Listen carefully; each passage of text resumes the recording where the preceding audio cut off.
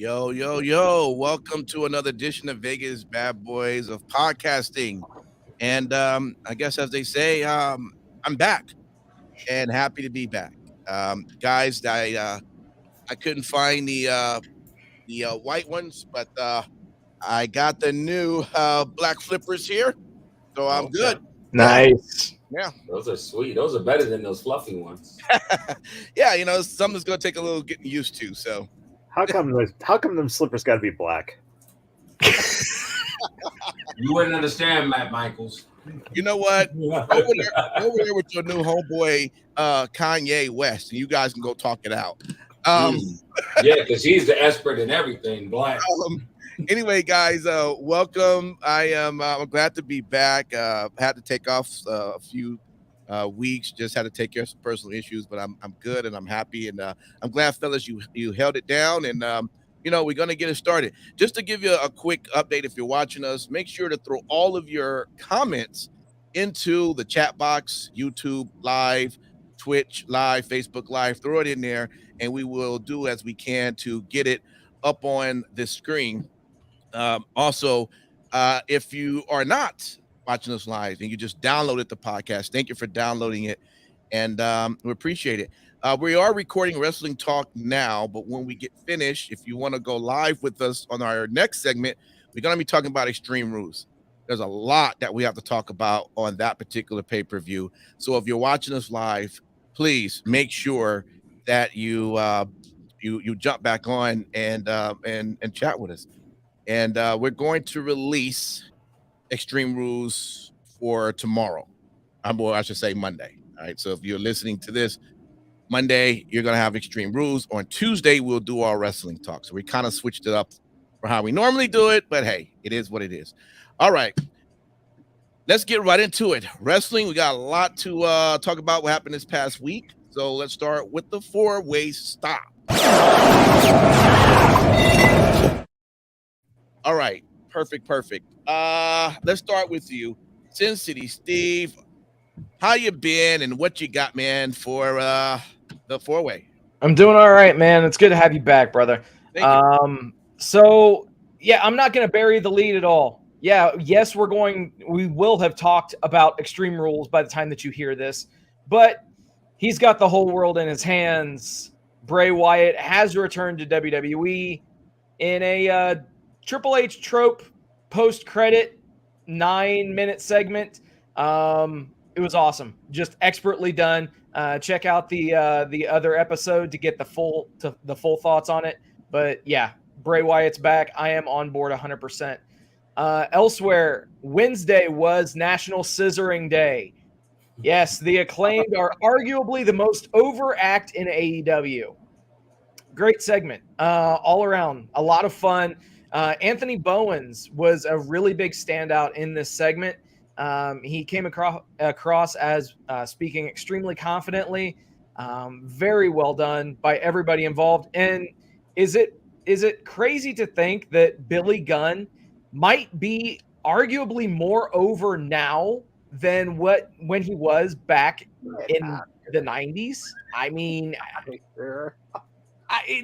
the whole scissor me daddy ass thing is just, it's blown up. It's huge. Yeah, take those words away, and he's really over. But that's the thing is, that might be all that it takes. He's the only wrestler who needed pointing at his dick and telling people to suck it and scissoring as an ass daddy to get over. So, oh my God. Hey, but you know what? He's more over than his sons are. Well, so at the end of the day, I'm just saying. Yeah. Elsewhere, Pac is still your AEW All Atlantic champion. Death Triangle still your AEW Trios champions. Pac pulled double duty on Friday. He defeated Trent Beretta in a singles match, and Death Triangle defeated the Dark Order in a trios match. Very solid stuff. Pac is one of the better workers, and yes, he holds 2 belts. But so what I'm about to say is pretty crazy, but I think he is criminally underrated when people look at the quality of workers in AEW. His name never gets brought up, and it really should. Same thing happened in WWE. All right, let me go over to you, Mr. Simon Street. What you got? Man, let me tell you what, things was popping on a consistent basis with Raw. Man, that Bobby Lashley defeating Mustafa Ali via submission was cool. Even Mustafa kind of pulled out some stops with doing, like he's doing a 450 splash on like the holding arm on the ring apron. I thought that was pretty cool. Wasn't expecting him. I mean, for a second, I didn't know it was Mustafa Ali with the haircut and everything. I wonder whose legs he was behind to get his hair braided like that. But, outside of all of that, I mean, number one contender going to be facing. And that's going to be Nikita Lyons and Zoe Stark. They beat Toxic Attraction NXT. I think Nikita Lyons and Zoe Stark have the right gel now. I mean, I said a couple of weeks ago that they looked a little discombobulated. I feel like things have fallen into place, and I think it looks really good. Other than that, man, I mean, Raw again. Solo Sikoa, Angelo Dawkins. Angelo Dawkins stepped up. I mean, we know he can go, right? But he really pulled out all stops to kind of show you, like, look, I'm not the only person, from, our group that could actually pull up. And he looked really good. And he actually wrestled with no shirt on, which I don't think I've ever seen him wrestle with no shirt on. So he must be doing what Roman Reigns did when he finally was losing his gut a little bit. He started wearing his no shirt for a little bit. Last but not least, I know you guys are going to talk about it a little bit more, but man, I was blown away and my expectations was met. Friday Night SmackDown, the WWE Intercontinental Championship, Gunther versus Sheamus. Hell of a freaking match. Love it. It from start to finish, it was just amazing. And so, that's my four-way stop. All right, no doubt. Matt Michaels, man, what you got? Dexter and The Miz backstage at Raw when Gargano's walking and then turns around because he thought he saw Dexter and The Miz there and then goes back and wakes The Miz up. And The Miz has got a picture of his birthday in his hand from Dexter. Good stuff. Really good stuff with what's going on with Miz and Dexter, of course. Pretty deadly in the powdered wigs and the House of Lords clothing was wonderful. And the match with the Brutes was just fabulous. That was really good. Wendy Chu made Lash Legend look like she can wrestle. That was awesome. I agree. Zoe and Nikita looked great with Toxic Attraction. That was just a really nice match. The Waller Effect ticker. If you guys haven't looked at the ticker, it's fucking brilliant. Yeah, it is. And then him getting his eye fucked up like Apollo Crews with the blood. I want to see where this Apollo Crews thing is going with the visions. The Bloodline and Logan Paul opening up SmackDown was great. Sammy and Jay arguing and that closing match or costing the match with that argument was some good stuff. But hey, Legado del Fantasma is finally on SmackDown with Selena. So talk about someone who this probably is the best role for her. Put her in the managerial role instead of in ring, and that adds a little more value to her in the company. So that's a great thing to see. And man, when they took all those masks, right? Those guys look like fucking stars. Yeah, absolutely, man. It's amazing that they can wrestle in these fitted suits, because I would have busted through all of that, with all the stuff they were doing. It was great to see them back. For myself, mentioning Bobby Lashley and his match with Ali. Yes, great match when it came to that, but I really love how it set up Rollins' next feud. I thought that was brilliant, and the fact that how he got off his stump onto Lashley was like shit. I mean, I just love that move. It looks just so effective. It looked like you really can get yourself fucked up if you take it the way it looks. It's just like. And Lashley really looked like, wow, okay. So, and of course, Ali took it as well, but it was definitely set it up for the United States Championship. So, we're going to see where that goes. Now, I'm going to be honest with you. I'm not familiar with Oro Mensah. So I guess that was his debut, but I will say, I think there's something there. I enjoyed the match. I knew he wasn't going to beat Carmelo at all, but there was a few moves I thought that was cool. He actually qualified. I know you've been a little behind on. I am. but he actually qualified. He's going to be in the Halloween Havoc in that ladder match. So Gotcha. Yeah, it was just a great thing to see him. I will tell you, I watched a little bit, also pretty much all of Bound for Glory. So the one thing I will mention when it comes to that, there was a match with Frankie Kazarian and Mike Bailey. Of course, you know me. I'm a real big fan of Mike Bailey now. It's like, where have I been missing Speedball Mike Bailey all my life? He's great in what he does, and we know about Frankie. Frankie is definitely one of the top competitors out there.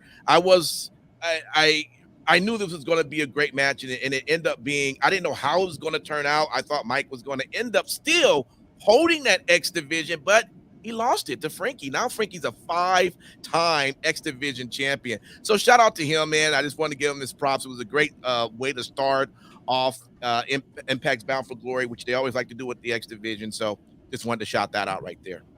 All right, let's move right over into our. I wish I could always just be more prepared here. Too sweet. No. Yeah, it is too sweet for the week. Let's do it.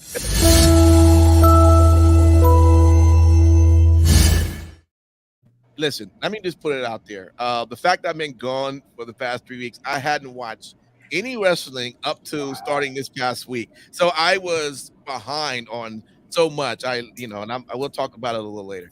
I'm gonna start over with Simon Street. So let's start at 2 minutes. Simon Street, what is your too sweet for the week?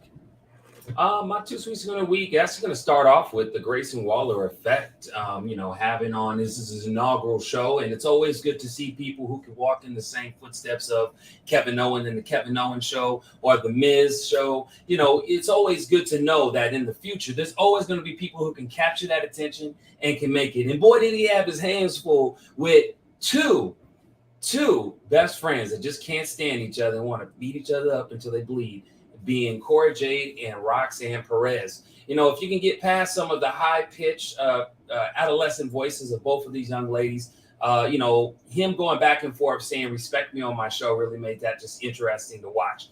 Really liking it a lot, and I'm hoping that maybe he'll go. I actually like what John said in the chat. He said Grayson Waller popping for a coal miner's glove match and then going, I don't even know what that is. It sounds sick. Had me and says, yes, you're exactly right, man. That was pretty hilarious. And like I said, it's always good to see it. And my next too sweet for the week, I will say, I'm going to expand a little bit what Michaels was saying.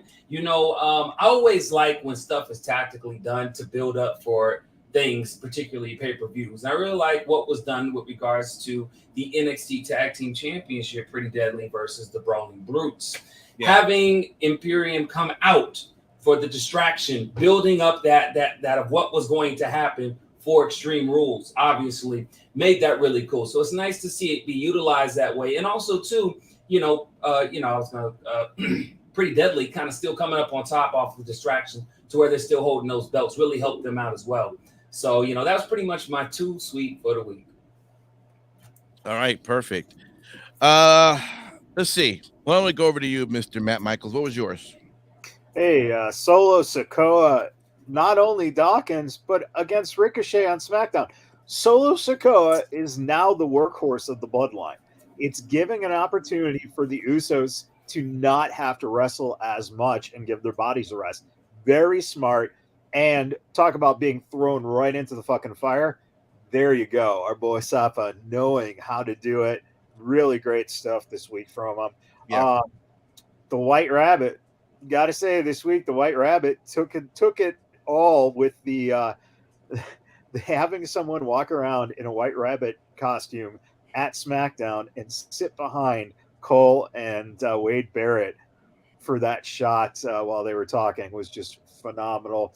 Along with the QR codes on, the QR code on Hunter's mic, the stuff they were showing during Raw, but they never acknowledged the White Rabbit at all this whole time. The smartest thing they did with this. But this week for the week, hands down, Sheamus, Gunther beating the living goddamn snot out of each other on that main event on SmackDown was one of the best things this week. Damn, man, you just can't go wrong with those guys. Sheamus being the bridge between the past and Gunther being the bridge to the future. just the perfect opportunity for these guys in their careers to face each other. Mm-hmm. And it has revived Sheamus's career, to be honest. Yeah. Because when you think about him and Drew, it was getting so fucking boring and horrible with just over and over. And now it's like, hey, man, they got a whole new fucking thing going with those guys. It's wonderful to see. Absolutely. I'll jump in here right quick.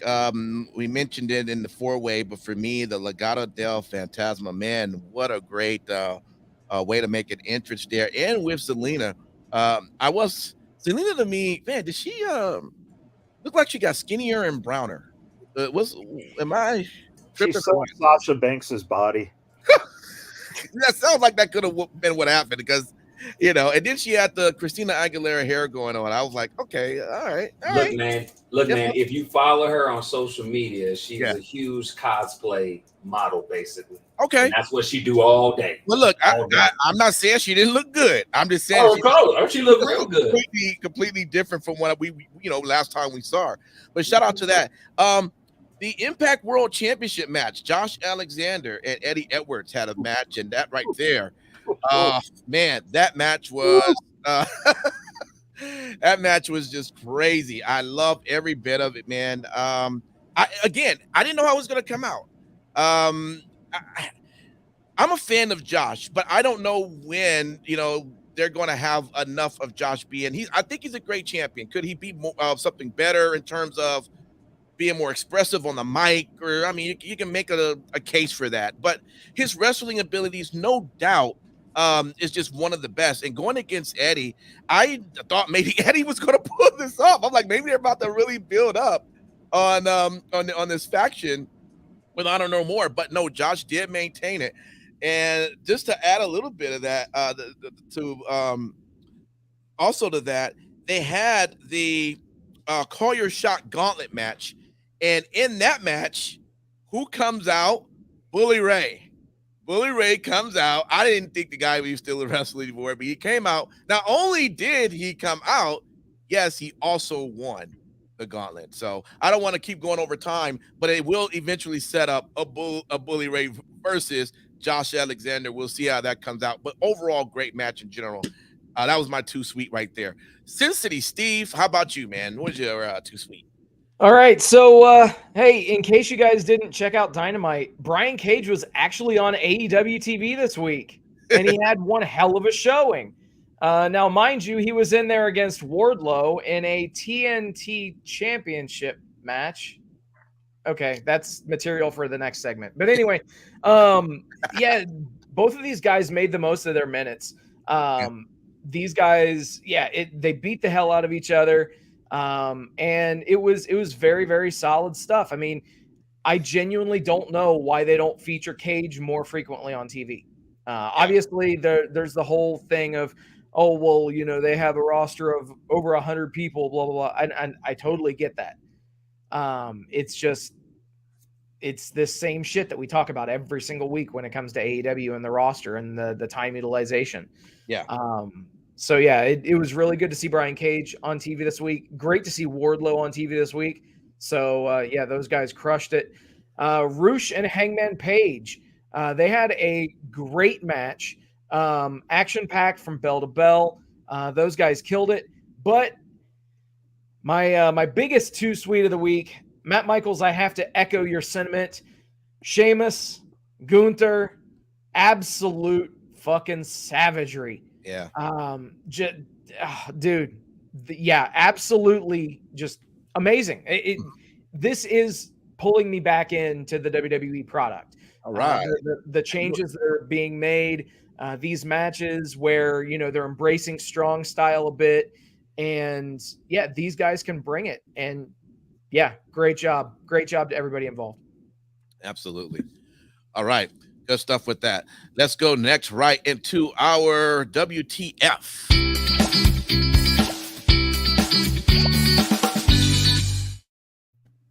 So I just kind of wanted to make a point. Before I took off from watching wrestling for 3 weeks, I watched, of course, all the WWE product. Seth and Rollins was having their beef. You had Ronda and Liv having their beef. You had Balor and Edge, they're having their beef. They have Bianca and Bailey, they having their beef, and it was great, right? So I come back this past Monday, and I watched, and everything was like I almost missed nothing. It was like I was like, oh, okay, great. That's awesome. Now I want to be honest. AEW, I just want to kind of remember because this week, Dan Garcia and Bryan Danielson versus Chris Jericho and Sammy Guevara. Yeah, Wheeler Yuta versus MJF. Yeah, Darby Allin and Jay Lethal. Heyman Adam Page versus Rush. I'm just naming these, right? The same time I left 3 weeks ago, Death Triangle, Pac with with El Zero M and Ray Phoenix. You had Chuck Taylor having his match. Best friends and Orange Cassidy. You had Tony Storm. You had Penelope Storm. You had Warlow and Tony Nese. You had Bryan Danielson, Hangman Page. What I'm saying is, with AEW, it was completely like I was lost. Something totally new was happening. Something very different. It was almost as if there was something completely, I have to start over. And that's part of what I have a problem with AEW. I love the idea of having storylines that do extends itself out and not change constantly. It would have been great to have turned to AEW and was like, oh, it's just a continuation of where I left off with some of the matches, but it's never rarely ever like that. Sometimes it is, but most of the time it isn't. And that's my WTF, man. Let's just kind of make it in some form where that's completely different. WWE keeps everything just to a point where it makes sense. Now we're going to start a new feud, starting our new season. Boom, I'm with it. I don't have to miss a week going, what the fuck happened? I got to go watch everything the last 2 weeks to know where I got to here. It's just a little crazy. I'm sorry. Let me go over to you. And in fact, that's a great way to segment over to Sin City because I just ramshacked AEW, and I'm sorry. What's your take, man? What was your WTFs for the week? As if I'm not going to do the same. I mean, we are in the WTF segment. Come on. Yeah. Anyway, the 3-year anniversary show of AEW Dynamite. Well, that really felt like a Ring of Honor show, didn't it? Yeah. Ring of Honor or ROH was mentioned a total of 58 times on the show compared to AEW being mentioned 43 times. Code of Honor was also mentioned 8 times, which I guess moves that up to 64 mentions. This is from the PW Torch. There's no justification for this unless Tony Khan is fearful that he's going to lose rights to the name AEW or wants to change the name of the company to Ring of Honor. What the fuck is going on? Is this Ring of Honor? Is this All Elite Wrestling? What the fuck? Yeah. Seriously. Yeah. Also, AEW Battle of the Belts immediately following Rampage. Why not just call both hours of the show Battle of the Belts and build up a 2-hour super show? I don't get that. Yeah. I mean, not that anybody watched it anyway, because as we all know, Rampage has declining numbers that will never increase unless they make changes to it, as we've harped on this show for months, yet they still refuse to do it. Yeah. What the fuck? I hear you there. Can I ask a question seriously, in all honesty? They really had a Battle of the Belts after Rampage? Yeah.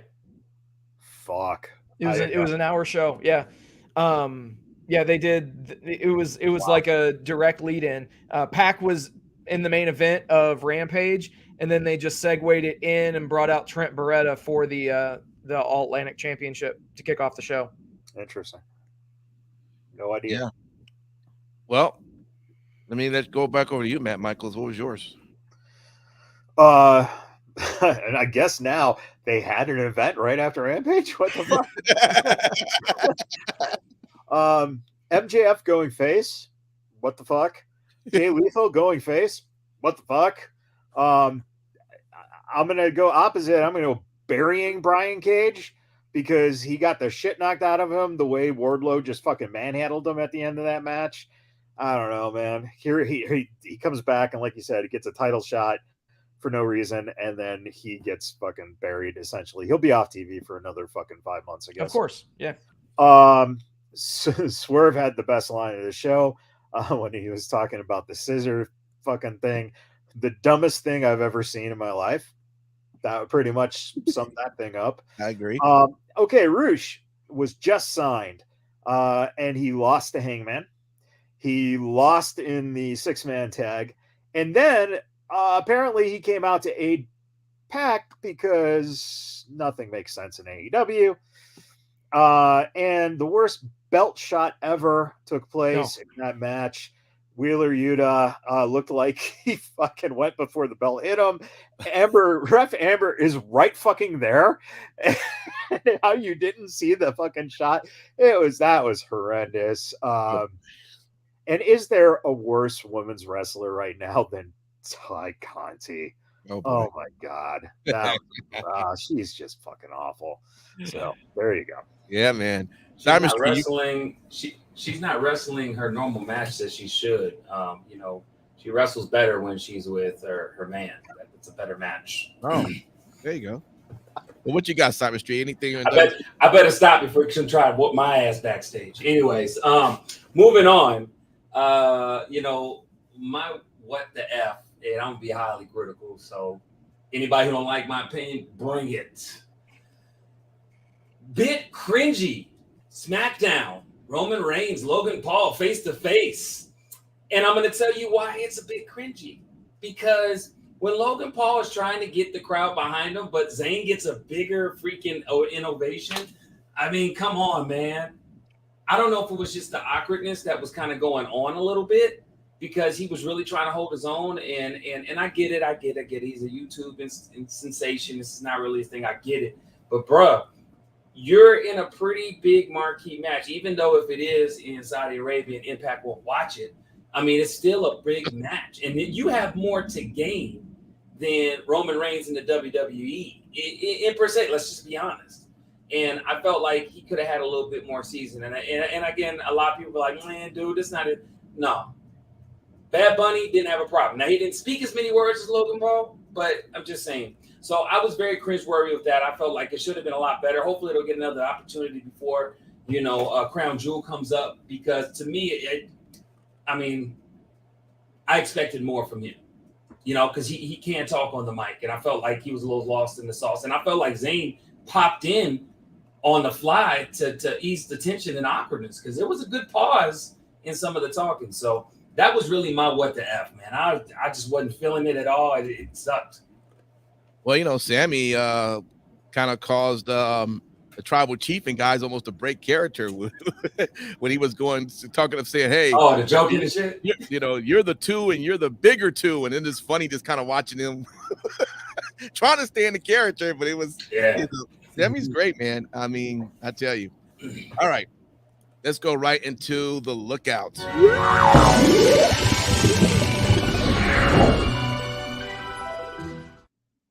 All right, Mr. Matt Michaels, what are you looking out for?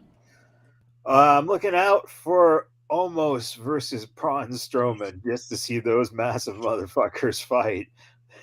Just from the bigness of that fucking that's just that. Looking forward to Cora versus Roxanne in the weapons match. It should be pretty sweet. Sammy versus Jay eventually happening. I think that they're starting to set that up really nice. Looking out for DX being on Raw and saying, we got 3 words for you. Scissor me, daddy. And then finally, of course, the biggest lookout of all, L.A. Knight. Hell yeah. Yeah. He's finally back. No doubt. Let me jump over to you, Simon Street. What you looking at? I had to unmute myself. So my lookout that I'm looking for is something that we haven't quite found yet. And that is a good tag team partner for, yours truly, Shotzi. I don't think that Rodriguez will be the best fit. I think that we're just filling around some things to see if that will work. If it is, oh well. She has this quality that I think that WWE wants to tap some kind of way, find out. Well, I don't think it's going to be singles career, but I think that she has something there, really something there. And I think it might be in a tag team type of thing. And so, it's like I said, it's a little left field on my part, but I'm really looking out to see what are they going to utilize with a Shotzi, because I'm gonna be honest with you. I would have rather see her go up against Ronda Rousey and her be the champion type situation other than Liv Morgan. I feel like Shotzi's a little bit more believable. I feel that, at the end of the day, she got a tank. She has a calling. She has a unique look. Nobody in the WWE kind of has her look. And she's starting to get some momentum. Like the last 3 SmackDowns, she was in a couple of decent profile matches. And so I'd like to see more. So even though, like I said, it's not my usual looking out for, I'm looking out to see what WWE is going to do with Shotzi. Okay. All right. No doubt. Sin City Steve, looking out for anything?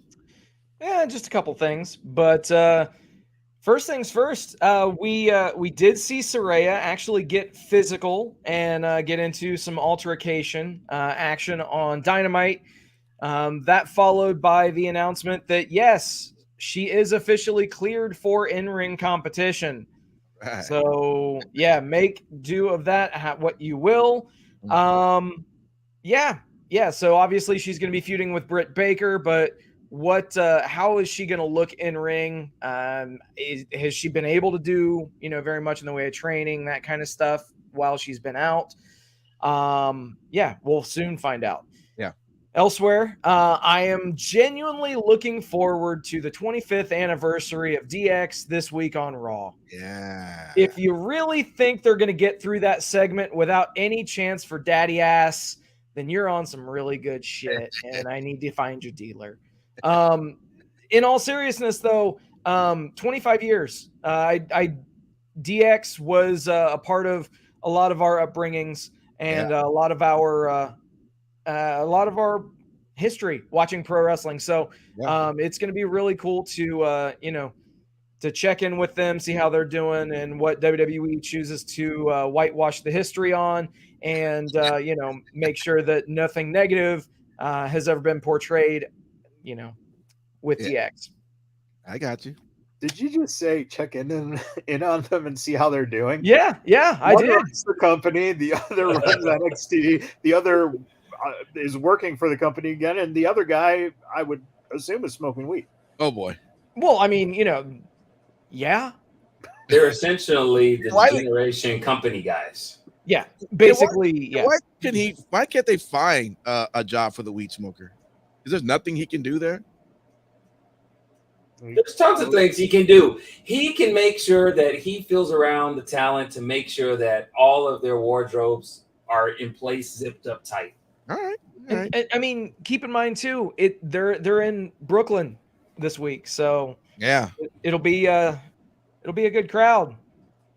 All right, let me quickly jump in here. I'm looking now actually to see this match with Bobby and Seth Rollins. For some reason, I think that belt's gonna come off of Bobby. Okay, I'm fine with it. I'm fine. But we know it won't be a straight 3 count. It's gonna be Rollins doing whatever little crazy shadiness shit that he does to get it, and I'll take that out, whatever the case. But I'm looking forward to see how it all comes together, right? And of course, the Bloodline now also will be kicking off the premiere of Raw. Man, I just love when the Bloodline, when they are part of anything, it's just great seeing that entire family just in the ring, and of course with Paul Heyman and Sami Zayn. Yeah. Yeah, the entire group, though. I just love it, and they're going to be, I would assume, the start of the show. Looking forward to that. For NXT, the whole thing that they're doing with Julius Creed and Damon Kemp, I actually kind of like the where that's going to go. I'm really interested. So my guess is, because it's an ambulance match for Halloween Havoc, I'm going to assume. So the bottom line, if Julius lose, then his brother's gone from NXT. I can't see, they're not ready to move up Brutus at all. I think Julius somehow wins the ambulance, but it makes for good entertainment, right? At the same time, why have a match like that where that extreme where Brutus will not be kicked out of NXT. So I'm curious to see where this is going to go. I think Julius will maintain it, but it's too big of a match for the obvious to happen. So I'm looking forward to as we get closer to Halloween Havoc, see how that happens. All right, let's go right into the best in show.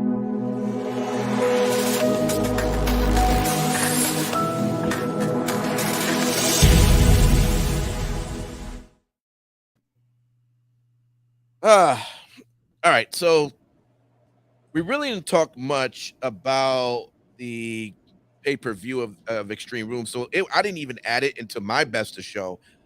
So I'm clearly going to put for this week Bound for Glory. A lot of great matches that took place. Of course, I named two of them that happened. Mickie James had a match against Mia Yim, and if Mickie was to lose that match, that was a career-ending match for her. Well, she happened to win that match, so we get to see a little bit more of Mickie James. Never know how that one's going to go. And they had the women's tag team match as well with Jessica and Taya Valkyrie versus my favorite two, Vexed, which consists of Deonna Purrazzo and Chelsea Green. And I tell you, my girls, they lost the belt to Jessica and Taya Valkyrie. So, overall, I mean, there's a lot of other great matches on the show, but I thought Bound for Glory was pretty good. Albany, where they had it, the fans were hyped. They had a nice crowd. It's just good to see when NXT is, I'm not NXT, I'm sorry, when Impact Wrestling is doing, they're still going on and going strong. I mean, it might not be the old Impact you remember from years ago, but they're still doing good stuff. And I'm glad to see that they still have a fan base that's still hanging out with them. So that's my best in show. All right, let me go to you, Sin City. What was your best in show for this week? So here's the thing.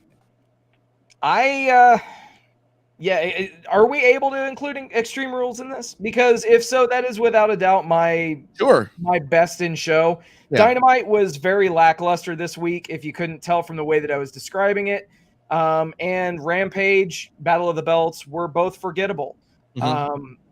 I genuinely was completely impressed with everything on Extreme Rules. Yeah. And it was probably one of the best shows that I've seen from WWE in quite some time.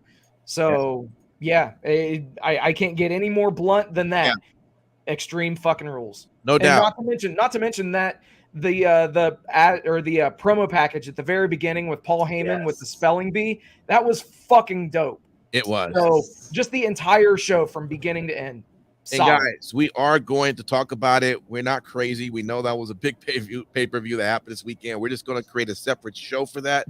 And as soon as this one is over, if you're watching this live, please make sure you jump on, because we want to hear your comments as well on the pay-per-view. So let me move over to you, Matt Michaels. What was your best in show this week? Yeah, I mean, I think we'll all kind of agree with Extreme Rules being right up there, but if I take the outside of that, I'd say SmackDown. SmackDown was actually a lot of times we saw it for years and years and years. That SmackDown before the pay-per-view was just walk through. Mm-hmm. Then all of a sudden it's like, new energy, new faces, and a new season for Fox. If you didn't know they were on Fox, Hunter made sure you knew they were on Fox. Welcome to Fox. Yep. Cool. All right. No doubt. Simon Street. How about you, man? You know what I mean? Obviously, it's going to be Extreme Rules, but let me try something a little different. I will say at the number 2 or at the number 3 spot, if Extreme Rules is number 1, the number 3 spot was actually NXT. I felt like they had a really good showing. It was pretty even level with every card. I mean, they started off big and ended big. And, when you have 2 bookends with solid booking matches like that, you can't go wrong. But at the number 1 for me, although SmackDown literally was almost going to beat the streak, I would say at the number 2 was Raw.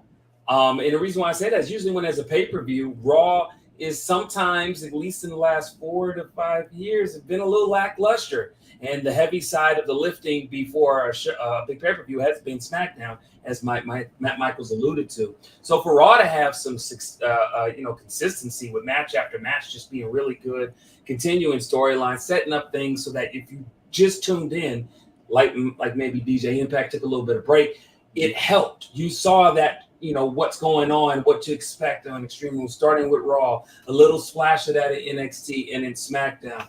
But yeah, Extreme Rules, man. I said it the last show. I want a real Extreme Rules show. I haven't got one for like 5 years. It's been bullshit, watered down. And I got it. And it didn't have to have as much blood as an AEW taping, which was great. They used the method, and I'll get into that later on when we have our show. So stay tuned for that, because I'm going to go knee deep without a kendo stick about what happened with that. But yeah, Extreme Rules. All right, no doubt. Everyone, the best way to know when we go live on our social media is to make sure you're following us. Hit that follow button, hit that subscribe button. Make sure you like us.